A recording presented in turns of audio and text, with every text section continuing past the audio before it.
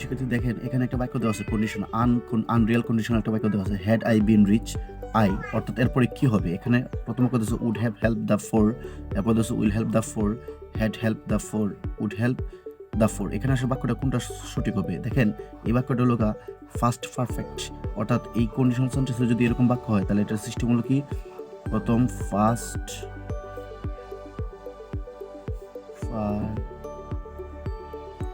perfect tense plus এরপর হবে subject, এরপর কি হবে সাবজেক্ট, এরপরে হবে উড হ্যাভ অথবা কুড হ্যাভ অথবা